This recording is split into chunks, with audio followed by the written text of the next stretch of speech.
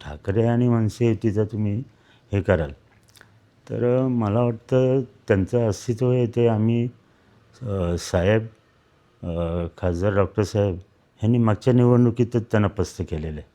त्यामुळे तो धोका कमी आहे, परंतु निवडणूक आहे त्यामुळे डोळ्यात तेल घालून राहणं किंवा बेसावध नाही राहणं हे गरजेचं आहे. तसं माहिती आहे का, आव्हान असं वाटत नाही कुठेच. आता अनेक नगरसेवक मला येऊन भेटतात ना, दररोज भेटतात, काही काही 2 दिवसाआड भेटतात की असंच आहे. पण ते असं मी त्यांना विचारतो, तुम्हाला उबाटा मनसे युतीचं काय? तर बोलतो ते नाही, ते तुम्ही मागे झोपवल्यामुळे त्यांचं काय एवढं विशेष वाटत नाही. एखाद दुसऱ्या वार्डात आहे स्थानिक प्रश्न घेऊन एखादा कार्यकर्ता मोठा होतो असं. पण तो असं नाही की आमच्या उमेदवारांना पाडेल म्हणून असं. उमेदवारांना काय आव्हान करेल शिवसेनेचं? उमेदवारांना कसं माहिती का, हे सर्व उमेदवार आपले सर्व एके आहेत. साहेबांची खास माणसं आहेत.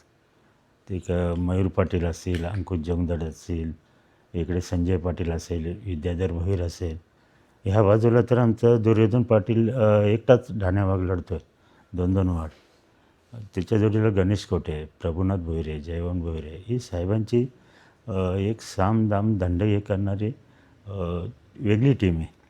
ती मैदानात असल्यामुळे मला तर कोणाचं चॅलेंज वाटतच नाही. ठीक आहे, आता मी बाहेर जात नाही. पण जे लोकं मला येऊन भेटतात किंवा जे नगरसेवक येऊन भेटतात, त्यांना माझा पहिला प्रश्न तोच असतो, काय प्रॉब्लेम? असं. पण ते कोणी हे करत नाही त्याच्यात. त्यामुळे ते सुरळीत चालू आहे आणि साहेबांचं आणि खासदार साहेबांचं बारीक लक्ष असल्यामुळे आणि आपलं छोटू अभिजित, त्यामुळे आमच्यामध्ये काय होणार नाही. पण त्यांचा काय अटॅक होऊ नये हे पण आम्ही काळजी करतो आहे.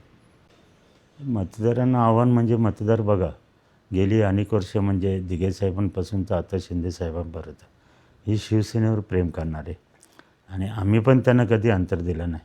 साहेब तर कधी-कधी कोणीही आला तरी कल्याणचा असो त्याला भेटणार म्हणजे भेटणार.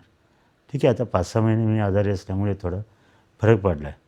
पण मला असं कुठेही वाटत नाही की मतदार आपल्यापासून लांब राहिले आणि त्यांना मी आवाहन करतो की तुम्ही एवढी वर्ष आमच्या पाठीमागे राहिलेत, एवढी वर्ष प्रेम दिलेत आम्हाला, सत्तेमध्ये सहभागी होण्यासाठी एवढं तुम्ही हे केलेलं आहे.